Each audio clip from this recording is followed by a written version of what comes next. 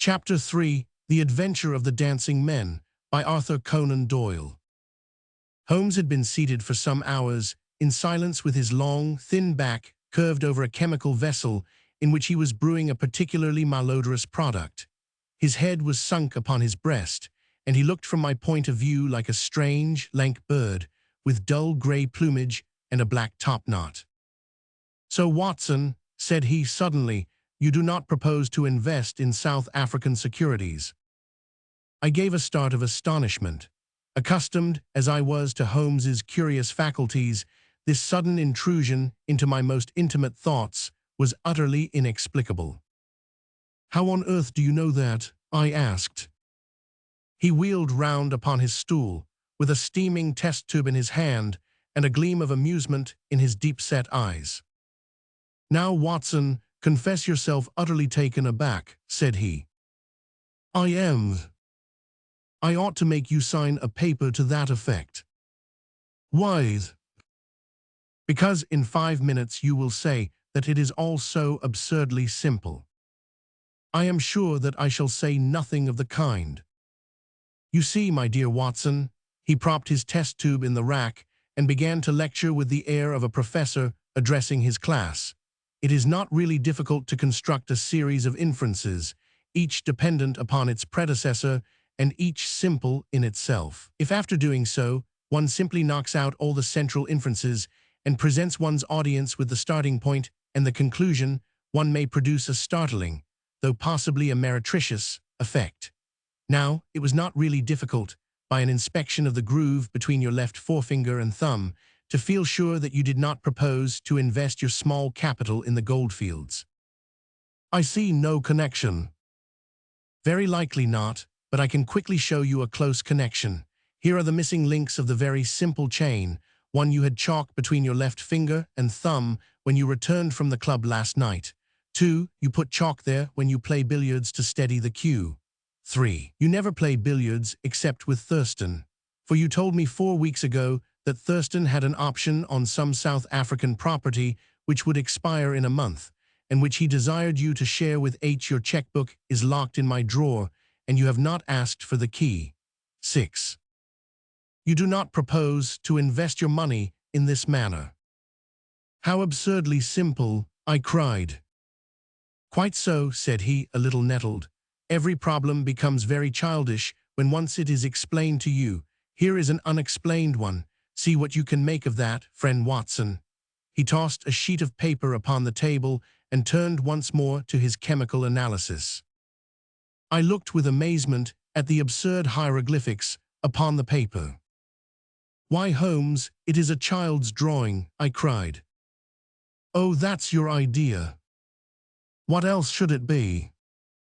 "That is what Mr. Hilton Cubitt, of Ridingthorpe Manor, Norfolk, is very anxious to know. This little conundrum came by the first post, and he was to follow by the next train. There's a ring at the bell, Watson. I should not be very much surprised if this were he." A heavy step was heard upon the stairs, and an instant later there entered a tall, ruddy, clean-shaven gentleman, whose clear eyes and florid cheeks told of a life led far from the fogs of Baker Street. He seemed to bring a whiff of his strong, fresh, bracing, East Coast air with him as he entered. Having shaken hands with each of us, he was about to sit down when his eye rested upon the paper with the curious markings, which I had just examined and left upon the table. "Well, Mr. Holmes, what do you make of these?" he cried. "They told me that you were fond of queer mysteries, and I don't think you can find a queerer one than that. I sent the paper on ahead so that you might have time to study it before I came." "It is certainly rather a curious production," said Holmes. "At first sight it would appear to be some childish prank. It consists of a number of absurd little figures dancing across the paper upon which they are drawn. Why should you attribute any importance to so grotesque an object?" "I never should, Mr. Holmes, but my wife does. It is frightening her to death. She says nothing, but I can see terror in her eyes. That's why I want to sift the matter to the bottom." Holmes held up the paper so that the sunlight shone full upon it. It was a page torn from a notebook. The markings were done in pencil and ran in this way. "Graphic." Holmes examined it for some time, and then, folding it carefully up, he placed it in his pocketbook. "This promises to be a most interesting and unusual case," said he. "You gave me a few particulars in your letter, Mr. Hilton Cubitt, but I should be very much obliged if you would kindly go over it all again for the benefit of my friend, Dr. Watson." "I'm not much of a storyteller," said our visitor, nervously clasping and unclasping his great, strong hands. "You'll just ask me anything that I don't make clear. I'll begin at the time of my marriage last year, but I want to say first of all that, though I'm not a rich man, my people have been at Ridlingthorpe for a matter of 5 centuries, and there is no better known family in the county of Norfolk. Last year I came up to London for the Jubilee, and I stopped at a boarding house in Russell Square, because Parker, the vicar of our parish, was staying in it. There was an American young lady there, Patrick was the name, Elsie Patrick. In some way we became friends, until before my month was up, I was as much in love as a man could be. We were quietly married at a registry office, and we returned to Norfolk a wedded couple. You'll think it very mad, Mr. Holmes, that a man of a good old family should marry a wife in this fashion, knowing nothing of her past or of her people. But if you saw her and knew her, it would help you to understand. She was very straight about it, was Elsie. I can't say that she did not give me every chance of getting out of it if I wished to do so. I have had some very disagreeable associations in my life, said she. I wish to forget all about them. I would rather never allude to the past, for it is very painful to me. If you take me, Hilton, you will take a woman who has nothing that she need be personally ashamed of, but you will have to be content with my word for it, and to allow me to be silent as to all that passed up to the time when I became yours. If these conditions are too hard, then go back to Norfolk and leave me to the lonely life in which you found me. It was only the day before our wedding that she said those very words to me. I told her that I was content to take her on her own terms, and I have been as good as my word. Well, we have been married now for a year, and very happy we have been. But about a month ago, at the end of June, I saw for the first time signs of trouble. One day my wife received a letter from America. I saw the American stamp. She turned deadly white, read the letter, and threw it into the fire. She made no allusion to it afterwards, and I made none, for a promise is a promise, but she has never known an easy hour from that moment. There is always a look of fear upon her face, a look as if she were waiting and expecting. She would do better to trust me. She would find that I was her best friend, but until she speaks, I can say nothing. Mind you, she is a truthful woman, Mr. Holmes, and whatever trouble there may have been in her past life, it has been no fault of hers. I am only a simple Norfolk squire, but there is not a man in England who ranks his family honor more highly than I do. She knows it well, and she knew it well before she married me. She would never bring any stain upon it, of that I am sure. Well, now I come to the queer part of my story. About a week ago, it was the Tuesday of last week, I found on one of the windowsills a number of absurd little dancing figures, like these upon the paper. They were scrawled with chalk. I thought that it was the stable boy who had drawn them, but the lad swore he knew nothing about it. Anyhow, they had come there during the night. I had them washed out, and I only mentioned the matter to my wife afterwards. To my surprise, she took it very seriously and begged me, if any more came, to let her see them. None did come for a week, and then yesterday morning I found this paper lying on the sundial in the garden. I showed it to Elsie, and down she dropped in a dead faint. Since then she has looked like a woman in a dream, half-dazed, and with terror always lurking in her eyes. It was then that I wrote and sent the paper to you, Mr. Holmes. It was not a thing that I could take to the police, for they would have laughed at me, but you will tell me what to do. I am not a rich man, but if there is any danger threatening my little woman, I would spend my last copper to shield her. He was a fine creature, this man of the old English soil, simple, straight, and gentle, with his great, earnest blue eyes and broad, comely face. His love for his wife and his trust in her shone in his features. Holmes had listened to his story with the utmost attention, and now he sat for some time in silent thought. "Don't you think, Mr. Cubitt," said he, at last, "that your best plan would be to make a direct appeal to your wife, and to ask her to share her secret with you?" Hilton Cubitt shook his massive head. A promise is a promise, Mr. Holmes, if Elsie wished to tell me she would. If not, it is not for me to force her confidence, but I am justified in taking my own line, and I will. Then I will help you with all my heart. In the first place, have you heard of any strangers being seen in your neighborhood? No. I presume that it is a very quiet place. Any fresh face would cause comment. In the immediate neighborhood, yes, but we have several small watering places not very far away, and the farmers take in lodgers. These hieroglyphics have evidently a meaning. If it is a purely arbitrary one, it may be impossible for us to solve it. If, on the other hand, it is systematic, I have no doubt that we shall get to the bottom of it. But this particular sample is so short that I can do nothing, and the facts which you have brought me are so indefinite that we have no basis for an investigation. I would suggest that you return to Norfolk, that you keep a keen lookout, and that you take an exact copy of any fresh dancing men which may appear. It is 1,000 pities that we have not a reproduction of those which were done in chalk upon the windowsill. Make a discreet inquiry also as to any strangers in the neighborhood. When you have collected some fresh evidence, come to me again. That is the best advice which I can give you, Mr. Hilton Cubitt.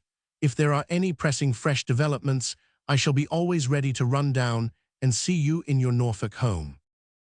The interview left Sherlock Holmes very thoughtful, and several times in the next few days I saw him take his slip of paper from his notebook and look long and earnestly at the curious figures inscribed upon it. He made no allusion to the affair, however, until one afternoon a fortnight or so later. I was going out when he called me back. "You had better stay here, Watson." "Why?" "Because I had a wire from Hilton Cubitt this morning. You remember Hilton Cubitt of the Dancing Men? He was to reach Liverpool Street at 1:20. He may be here at any moment. I gather from his wire that there have been some new incidents of importance." We had not long to wait, for our Norfolk squire came straight from the station as fast as a hansom could bring him. He was looking worried and depressed, with tired eyes and a lined forehead. "It's getting on my nerves, this business, Mr. Holmes," said he, as he sank like a wearied man into an armchair. "It's bad enough to feel that you are surrounded by unseen, unknown folk who have some kind of design upon you, but when, in addition to that, you know that it is just killing your wife by inches, then it becomes as much as flesh and blood can endure. She's wearing away under it, just wearing away before my eyes." "Has she said anything yet?" "No, Mr. Holmes, she has not. And yet there have been times when the poor girl has wanted to speak, and yet could not quite bring herself to take the plunge. I have tried to help her, but I dare say I did it clumsily and scared her off from it. She has spoken about my old family and our reputation in the county and our pride in our unsullied honor, and I always felt it was leading to the point, but somehow it turned off before we got there." "But you have found out something for yourself?" "A good deal, Mr. Holmes. I have several fresh dancing men pictures for you to examine, and what is more important, I have seen the fellow." "What, the man who draws them?" "Yes, I saw him at his work, but I will tell you everything in order. When I got back after my visit to you, the very first thing I saw next morning was a fresh crop of dancing men. They had been drawn in chalk upon the black wooden door of the tool house, which stands beside the lawn in full view of the front windows. I took an exact copy, and here it is." He unfolded a paper and laid it upon the table. "Here is a copy of the hieroglyphics." "Graphic." "Excellent," said Holmes. "Excellent, pray continue." "When I had taken the copy, I rubbed out the marks, but 2 mornings later, a fresh inscription had appeared. I have a copy of it here." "Graphic." Holmes rubbed his hands and chuckled with delight. "Our material is rapidly accumulating," said he. 3 days later, a message was left scrawled upon paper and placed under a pebble upon the sundial. Here it is. The characters are, as you see, exactly the same as the last one. After that, I determined to lie in wait, so I got out my revolver and I sat up in my study, which overlooks the lawn and garden. About 2 in the morning, I was seated by the window, all being dark save for the moonlight outside, when I heard steps behind me, and there was my wife in her dressing gown. She implored me to come to bed. I told her frankly that I wished to see who it was who played such absurd tricks upon us. She answered that it was some senseless practical joke, and that I should not take any notice of it. If it really annoys you, Hilton, we might go and travel, you and I, and so avoid this nuisance. What, be driven out of our own house by a practical joker, said I. Why, we should have the whole county laughing at us. Well, come to bed, said she, and we can discuss it in the morning. Suddenly, as she spoke, I saw her white face grow whiter yet in the moonlight, and her hand tightened upon my shoulder. Something was moving in the shadow of the tool house. I saw a dark, creeping figure which crawled round the corner and squatted in front of the door. Seizing my pistol, I was rushing out, when my wife threw her arms round me and held me with convulsive strength. I tried to throw her off, but she clung to me most desperately. At last I got clear, but by the time I had opened the door and reached the house, the creature was gone. He had left a trace of his presence, however, for there on the door was the very same arrangement of dancing men which had already twice appeared, and which I have copied on that paper. There was no other sign of the fellow anywhere, though I ran all over the grounds. And yet the amazing thing is that he must have been there all the time, for when I examined the door again in the morning, he had scrawled some more of his pictures under the line which I had already seen. Have you that fresh drawing? Yes, it is very short, but I made a copy of it, and here it is. Again he produced a paper. The new dance was in this form. Graphic. Tell me, said Holmes, and I could see by his eyes that he was much excited. Was this a mere addition to the first, or did it appear to be entirely separate? It was on a different panel of the door. Excellent, this is far the most important of all for our purpose. It fills me with hopes. Now, Mr. Hilton Cubitt, please continue your most interesting statement. I have nothing more to say, Mr. Holmes, except that I was angry with my wife that night for having held me back when I might have caught the skulking rascal.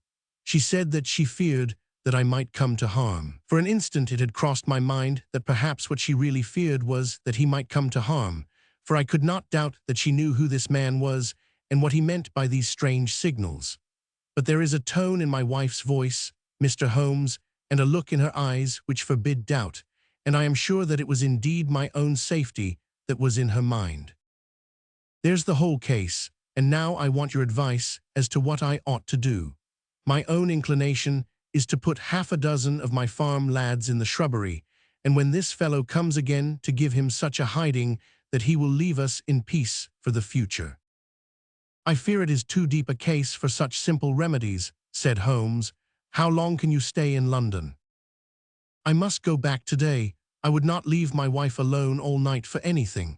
She is very nervous and begged me to come back. I dare say you are right, but if you could have stopped, I might possibly have been able to return with you in a day or two. Meanwhile, you will leave me these papers, and I think that it is very likely that I shall be able to pay you a visit shortly and to throw some light upon your case. Sherlock Holmes preserved his calm professional manner until our visitor had left us, although it was easy for me, who knew him so well, to see that he was profoundly excited. The moment that Hilton Cubitt's broad back had disappeared through the door, my comrade rushed to the table, laid out all the slips of paper containing dancing men in front of him, and threw himself into an intricate and elaborate calculation.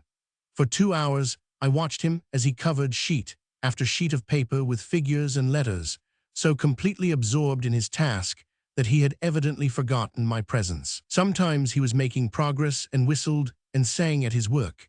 Sometimes he was puzzled and would sit for long spells with a furrowed brow and a vacant eye. Finally, he sprang from his chair with a cry of satisfaction and walked up and down the room, rubbing his hands together. Then he wrote a long telegram upon a cable form. If my answer to this is as I hope, you will have a very pretty case to add to your collection, Watson, said he. I expect that we shall be able to go down to Norfolk tomorrow and to take our friend some very definite news as to the secret of his annoyance. I confess that I was filled with curiosity, but I was aware that Holmes liked to make his disclosures at his own time and in his own way, so I waited until it should suit him to take me into his confidence. But there was a delay in that answering telegram, and 2 days of impatience followed, during which Holmes pricked up his ears at every ring of the bell. On the evening of the 2nd, there came a letter from Hilton Cubitt. All was quiet with him, save that a long inscription had appeared that morning upon the pedestal of the sundial. He enclosed a copy of it, which is here reproduced. Graphic. Holmes bent over this grotesque frieze for some minutes, and then suddenly sprang to his feet with an exclamation of surprise and dismay. His face was haggard with anxiety. "We have let this affair go far enough," said he. "Is there a train to North Walsham tonight?" I turned up the timetable. The last had just gone. "Then we shall breakfast early and take the very first in the morning," said Holmes. "Our presence is most urgently needed. Ah, here is our expected cablegram. One moment, Mrs. Hudson. There may be an answer. No, that is quite as I expected. This message makes it even more essential that we should not lose an hour in letting Hilton Cubitt know how matters stand, for it is a singular and a dangerous web in which our simple Norfolk squire is entangled." So indeed it proved, and as I come to the dark conclusion of a story which had seemed to me to be only childish and bizarre, I experience once again the dismay and horror with which I was filled.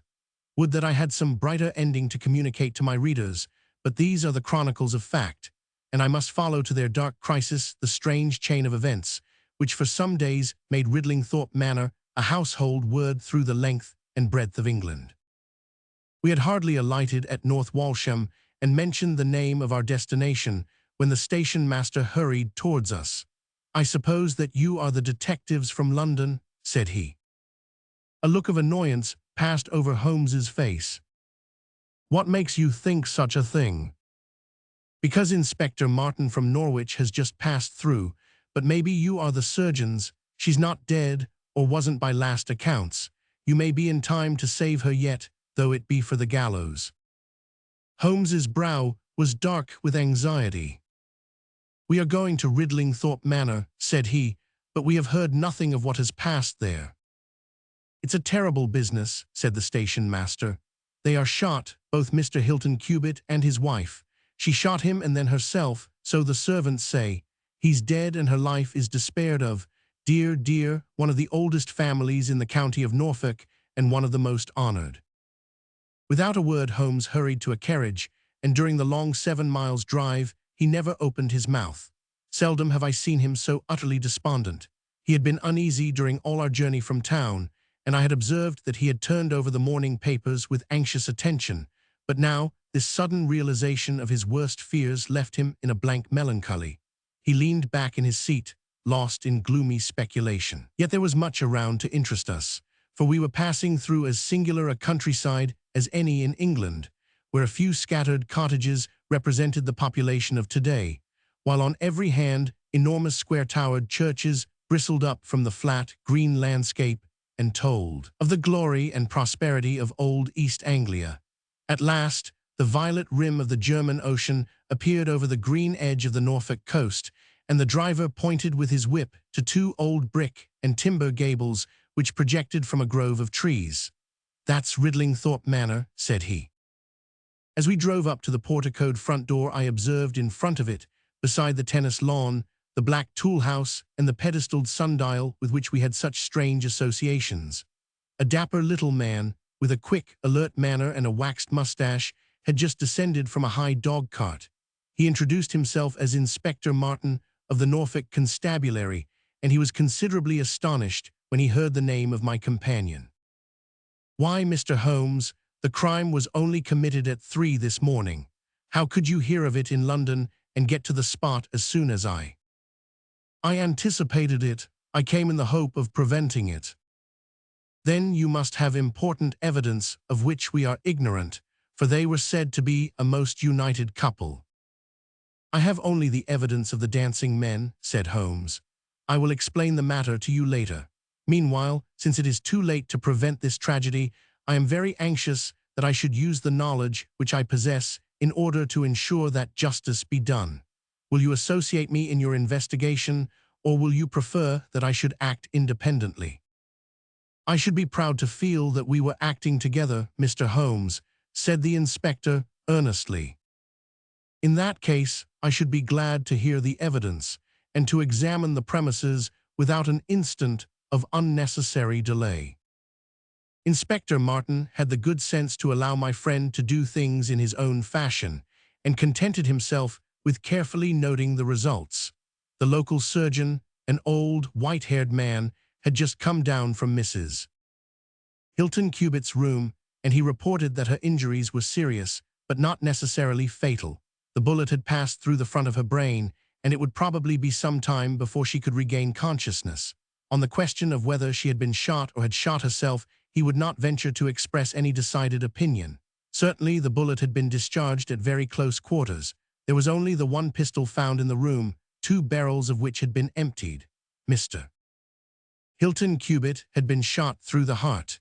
It was equally conceivable that he had shot her and then himself, or that she had been the criminal, for the revolver lay upon the floor midway between them. "Has he been moved?" asked Holmes. "We have moved nothing except the lady. We could not leave her lying wounded upon the floor." "How long have you been here, doctor?" "Since 4 o'clock. "Anyone else?" "Yes, the constable here." "And you have touched nothing?" "Nothing." "You have acted with great discretion. Who sent for you?" "The housemaid, Saunders." "Was it she who gave the alarm?" "She and Mrs. King, the cook." "Where are they now?" "In the kitchen, I believe." "Then I think we had better hear their story at once." The old hall, oak-paneled and high-windowed, had been turned into a court of investigation. Holmes sat in a great, old-fashioned chair, his inexorable eyes gleaming out of his haggard face. I could read in them a set purpose to devote his life to this quest until the client whom he had failed to save should at last be avenged. The trim Inspector Martin, the old, gray-headed country doctor, myself, and a stolid village policeman made up the rest of that strange company. The 2 women told their story clearly enough. They had been aroused from their sleep by the sound of an explosion, which had been followed a minute later by a second one. They slept in adjoining rooms, and Mrs. King had rushed in to Saunders. Together, they had descended the stairs. The door of the study was open, and a candle was burning upon the table. Their master lay upon his face in the center of the room. He was quite dead. Near the window, his wife was crouching, her head leaning against the wall. She was horribly wounded, and the side of her face was red with blood. She breathed heavily, but was incapable of saying anything. The passage, as well as the room, was full of smoke and the smell of powder. The window was certainly shut and fastened upon the inside. Both women were positive upon the point. They had at once sent for the doctor and for the constable. Then, with the aid of the groom and the stable boy, they had conveyed their injured mistress to her room. Both she and her husband had occupied the bed. She was clad in her dress, he in his dressing gown over his night clothes. Nothing had been moved in the study. So far as they knew, there had never been any quarrel between husband and wife. They had always looked upon them as a very united couple. These were the main points of the servants' evidence. In answer to Inspector Martin, they were clear that every door was fastened upon the inside, and that no one could have escaped from the house. In answer to Holmes, they both remembered that they were conscious of the smell of powder from the moment that they ran out of their rooms upon the top floor. "I commend that fact very carefully to your attention," said Holmes to his professional colleague. "And now, I think that we are in a position to undertake a thorough examination of the room." The study proved to be a small chamber, lined on 3 sides with books, and with a writing table facing an ordinary window which looked out upon the garden. Our first attention was given to the body of the unfortunate squire, whose huge frame lay stretched across the room. His disordered dress showed that he had been hastily aroused from sleep. The bullet had been fired at him from the front and had remained in his body after penetrating the heart. His death had certainly been instantaneous and painless. There was no powder marking either upon his dressing gown or on his hands. According to the country surgeon, the lady had stains upon her face, but none upon her hand. "The absence of the latter means nothing, though its presence may mean everything," said Holmes. "Unless the powder from a badly fitting cartridge happens to spurt backwards, One may fire many shots without leaving a sign. I would suggest that Mr. Cubitt's body may now be removed. I suppose, Doctor, you have not recovered the bullet which wounded the lady. A serious operation will be necessary before that can be done, but there are still 4 cartridges in the revolver. 2 have been fired and 2 wounds inflicted, so that each bullet can be accounted for. So it would seem, said Holmes. Perhaps you can account also for the bullet which has so obviously struck the edge of the window. He had turned suddenly, and his long, thin finger was pointing to a hole which had been drilled right through the lower window sash, about an inch above the bottom. "By George," cried the inspector, "how ever did you see that?" "Because I looked for it." "Wonderful," said the country doctor. "You are certainly right, sir. Then a 3rd shot has been fired, and therefore a 3rd person must have been present. But who could that have been, and how could he have got away?" "That is the problem which we are now about to solve," said Sherlock Holmes. "You remember, Inspector Martin, when the servants said that on leaving their room they were at once conscious of a smell of powder, I remarked that the point was an extremely important one." "Yes, sir, but I confess I did not quite follow you." "It suggested that at the time of the firing, the window as well as the door of the room had been open. Otherwise, the fumes of powder could not have been blown so rapidly through the house. A draught in the room was necessary for that. Both door and window were only open for a very short time, however." "How do you prove that?" "Because the candle has not guttered." "Capital," cried the inspector, "capital." Feeling sure that the window had been open at the time of the tragedy, I conceived that there might have been a 3rd person in the affair, who stood outside this opening and fired through it. Any shot directed at this person might hit the sash.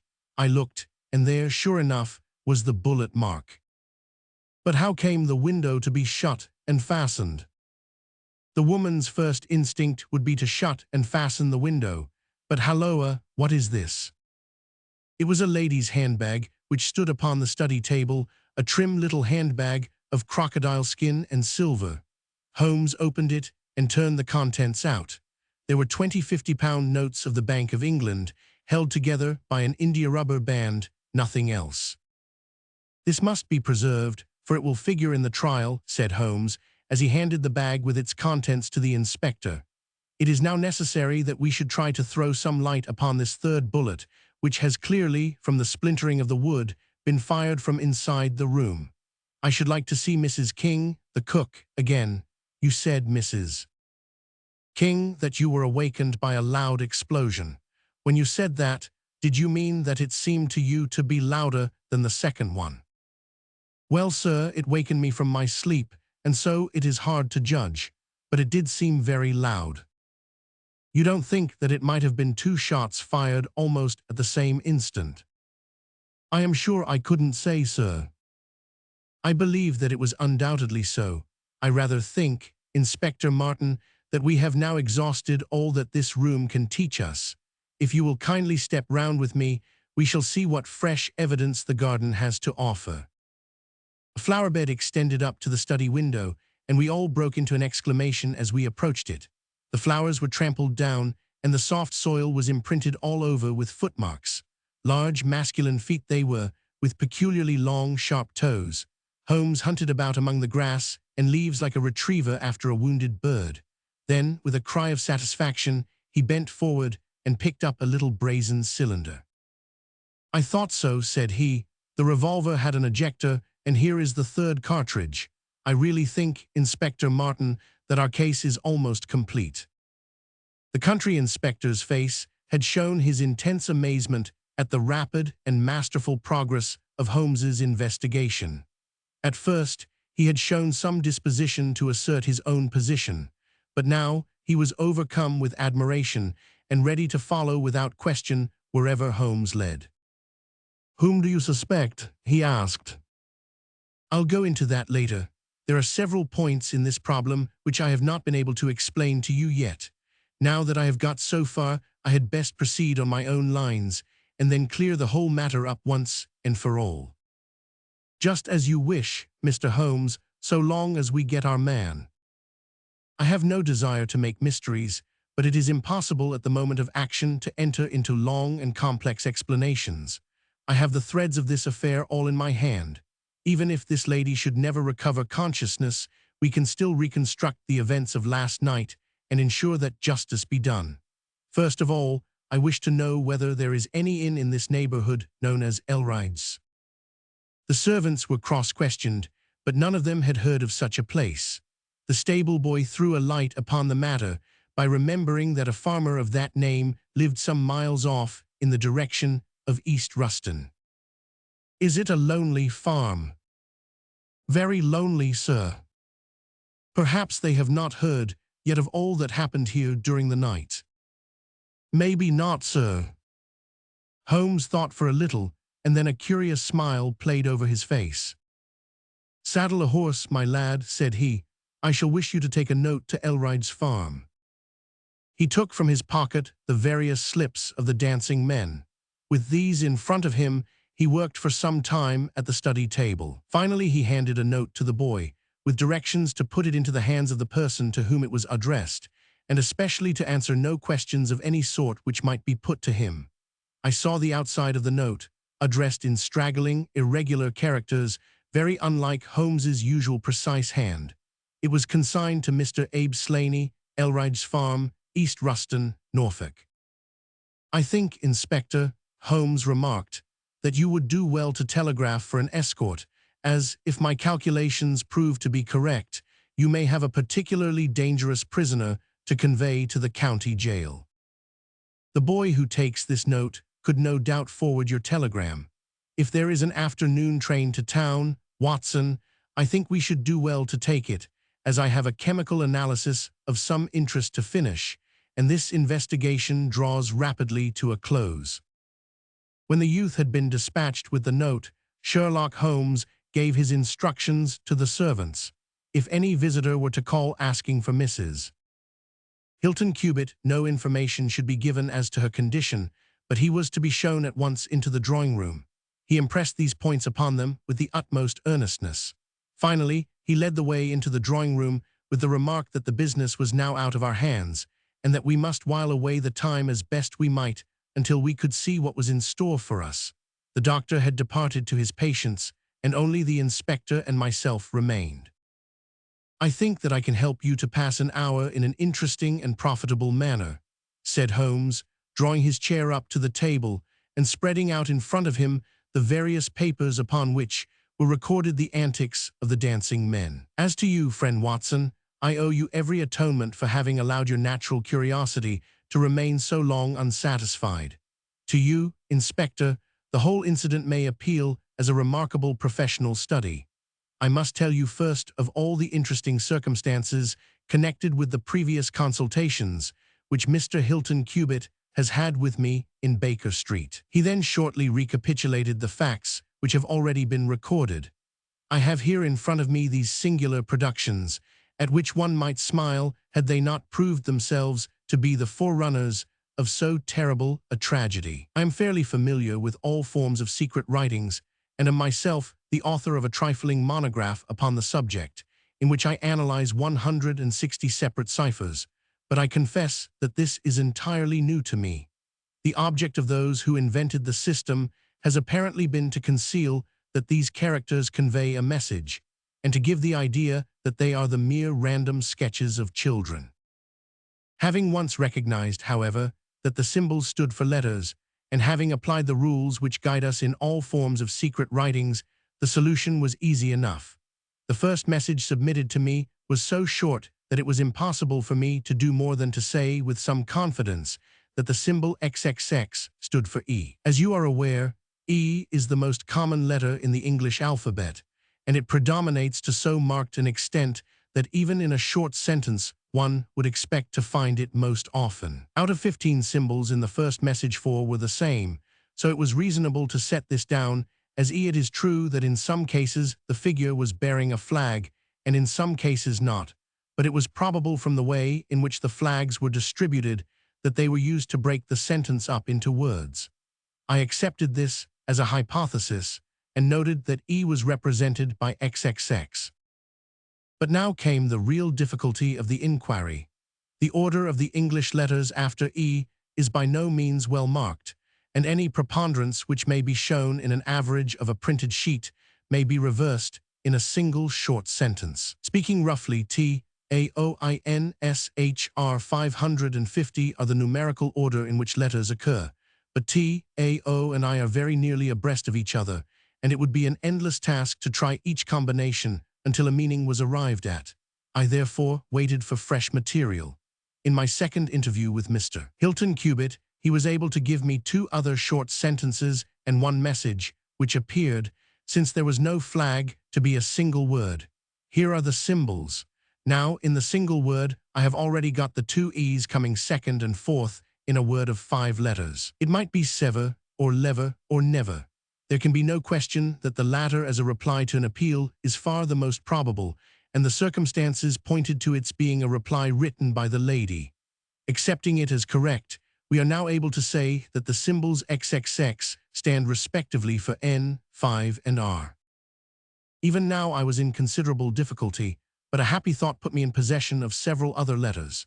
It occurred to me that if these appeals came, as I expected, from someone who had been intimate with the lady in her early life, a combination which contained 2 A's with 3 letters between might very well stand for the name Elsie. On examination, I found that such a combination formed the termination of the message, which was 3 times repeated. It was certainly some appeal to Elsie. In this way, I had got my 50 S, and I, but what appeal could it be? There were only 4 letters in the word which preceded Elsie, and it ended in E. Surely the word must be come. I tried all other 4 letters ending in E, but could find none to fit the case. So now I was in possession of 100, O, and 1000, and I was in a position to attack the first message once more, dividing it into words and putting dots for each symbol, which was still unknown.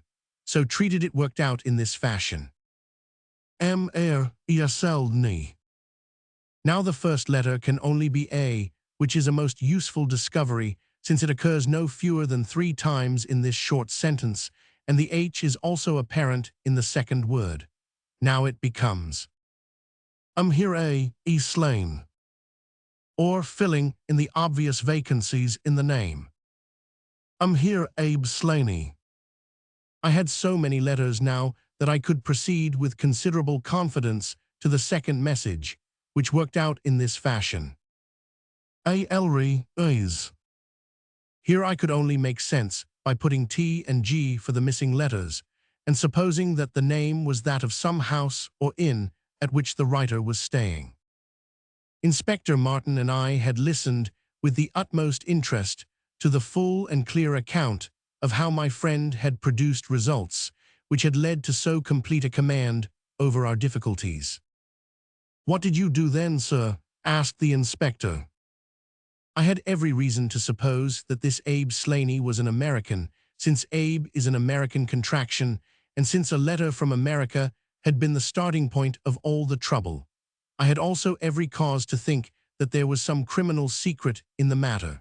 The lady's allusions to her past and her refusal to take her husband into her confidence both pointed in that direction. I therefore cabled to my friend, Wilson Hargreave, of the New York Police Bureau, who has more than once made use of my knowledge of London crime. I asked him whether the name of Abe Slaney was known to him. Here is his reply: "The most dangerous crook in Chicago." On the very evening upon which I had his answer, Hilton Cubitt sent me the last message from Slaney. Working with known letters, it took this form: "Elsie, Ray are to meet thy go." The addition of a P and a 500 completed a message, which showed me that the rascal was proceeding from persuasion to threats, and my knowledge of the crooks of Chicago prepared me to find that he might very rapidly put his words into action. I at once came to Norfolk with my friend and colleague, Dr. Watson, but unhappily only in time to find that the worst had already occurred. "It is a privilege to be associated with you in the handling of a case," said the inspector warmly. "You will excuse me, however, if I speak frankly to you. You are only answerable to yourself, but I have to answer to my superiors. If this Abe Slaney, living at Elrides, is indeed the murderer, and if he has made his escape while I am seated here, I should certainly get into serious trouble." "You need not be uneasy. He will not try to escape." How do you know? To fly would be a confession of guilt. Then let us go to arrest him. I expect him here every instant. But why should he come? Because I have written and asked him. But this is incredible, Mr. Holmes. Why should he come because you have asked him? Would not such a request rather rouse his suspicions and cause him to fly? I think I have known how to frame the letter, said Sherlock Holmes. In fact, if I am not very much mistaken, here is the gentleman himself coming up the drive. A man was striding up the path which led to the door. He was a tall, handsome, swarthy fellow, clad in a suit of grey flannel, with a Panama hat, a bristling black beard, and a great, aggressive hooked nose, and flourishing a cane as he walked. He swaggered up the path as if the place belonged to him, and we heard his loud, confident peal at the bell. I think, gentlemen, said Holmes quietly, that we had best take up our position behind the door. Every precaution is necessary when dealing with such a fellow. You will need your handcuffs, Inspector. You can leave the talking to me. We waited in silence for a minute, one of those minutes which one can never forget. Then the door opened and the man stepped in. In an instant, Holmes clapped a pistol to his head and Martin slipped the handcuffs over his wrists. It was all done so swiftly and deftly that the fellow was helpless before he knew that he was attacked. He glared from one to the other of us with a pair of blazing black eyes. Then he burst into a bitter laugh. Well, gentlemen, you have the drop on me this time. I seem to have knocked up against something hard, but I came here in answer to a letter from Mrs. Hilton Cubitt. Don't tell me that she is in this. Don't tell me that she helped to set a trap for me. Mrs. Hilton Cubitt was seriously injured and is at death's door. The man gave a hoarse cry of grief which rang through the house. You're crazy, he cried fiercely. It was he that was hurt, not she. Who would have hurt little Elsie? I may have threatened her, God forgive me, but I would not have touched a hair of her pretty head. Take it back, you. Say that she is not hurt. She was found badly wounded by the side of her dead husband. He sank with a deep groan on to the settee and buried his face in his manacled hands. For 5 minutes he was silent. Then he raised his face once more and spoke with the cold composure of despair. I have nothing to hide from you, gentlemen, said he. If I shot the man, he had his shot at me, and there's no murder in that. But if you think I could have hurt that woman, then you don't know either me or her. I tell you there was never a man in this world loved a woman more than I loved her. I had a right to her. She was pledged to me years ago. Who was this Englishman that he should come between us? I tell you that I had the first right to her, and that I was only claiming my own. She broke away from your influence when she found the man that you are, said Holmes sternly. She fled from America to avoid you, and she married an honorable gentleman in England. You dogged her and followed her, and made her life a misery to her, in order to induce her to abandon the husband whom she loved and respected in order to fly with you, whom she feared and hated. You have ended by bringing about the death of a noble man and driving his wife to suicide. That is your record in this business, Mr. Abe Slaney, and you will answer for it to the law. If Elsie dies, I care nothing what becomes of me, said the American. He opened one of his hands and looked at a note crumpled up in his palm. See here, mister, he cried, with a gleam of suspicion in his eyes. You're not trying to scare me over this, are you? If the lady is hurt as bad as you say, who was it that wrote this note? He tossed it forwards on to the table. I wrote it to bring you here. You wrote it. There was no one on earth outside the joint who knew the secret of the dancing men. How came you to write it? What one man can invent, another can discover, said Holmes. There is a cab coming to convey you to Norwich, Mr. Slaney, but meanwhile you have time to make some small reparation for the injury you have wrought. Are you aware that Mrs. Hilton Cubitt has herself lain under grave suspicion of the murder of her husband, and that it was only my presence here and the knowledge which I happen to possess which has saved her from the accusation? The least that you owe her is to make it clear to the whole world that she was in no way, directly or indirectly, responsible for his tragic end. I ask nothing better, said the American. I guess the very best case I can make for myself is the absolute naked truth. It is my duty to warn you that it will be used against you. cried the inspector, with the magnificent fair play of the British criminal law. Slaney shrugged his shoulders. "I'll chance that," said he. "First of all, I want you gentlemen to understand that I have known this lady since she was a child. There were 7 of us in a gang in Chicago, and Elsie's father was the boss of the joint. He was a clever man, was old Patrick. It was he who invented that writing, which would pass as a child's scrawl unless you just happened to have the key to it. Well, Elsie learned some of our ways, but she couldn't stand the business, and she had a bit of honest money of her own, so she gave us all the slip and got away to London. She had been engaged to me, and she would have married me, I believe, if I had taken over another profession, but she would have nothing to do with anything on the cross. It was only after her marriage to this Englishman that I was able to find out where she was. I wrote to her, but got no answer. After that I came over, and, as letters were no use, I put my messages where she could read them. Well, I have been here a month now. I lived in that farm, where I had a room down below, and could get in and out every night, and no one the wiser. I tried all I could to coax Elsie away. I knew that she read the messages, for once she wrote an answer under one of them. Then my temper got the better of me, and I began to threaten her. She sent me a letter then, imploring me to go away, and saying that it would break her heart if any scandal should come upon her husband.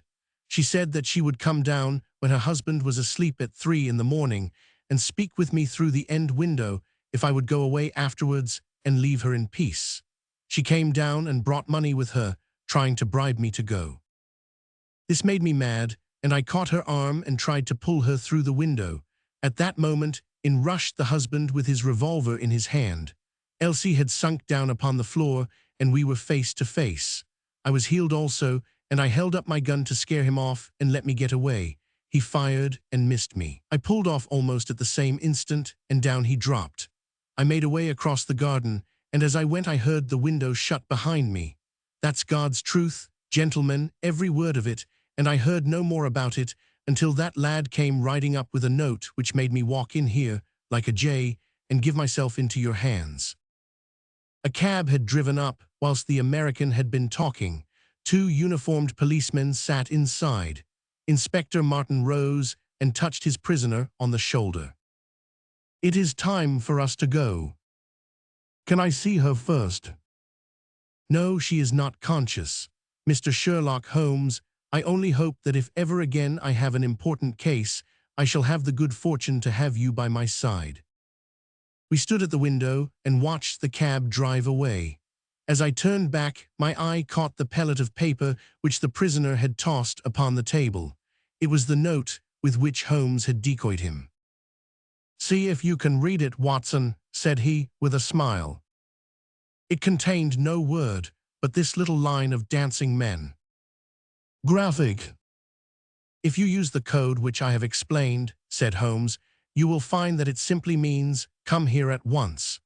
I was convinced that it was an invitation which he would not refuse, since he could never imagine that it could come from anyone but the lady. And so, my dear Watson, we have ended by turning the dancing men to good when they have so often been the agents of evil, and I think that I have fulfilled my promise of giving you something unusual for your notebook. 3:40 is our train, and I fancy we should be back in Baker Street for dinner. Only one word of epilogue. The American, Abe Slaney, was condemned to death at the winter assizes at Norwich, but his penalty was changed to penal servitude in consideration of mitigating circumstances and the certainty that Hilton Cubitt had fired the first shot. Of Mrs. Hilton Cubitt, I only know that I have heard she recovered entirely, and that she still remains a widow, devoting her whole life to the care of the poor and to the administration of her husband's estate. The Strand Magazine, Vaux, January 1904, The Return of Sherlock Holmes. By Arthur Conan Doyle.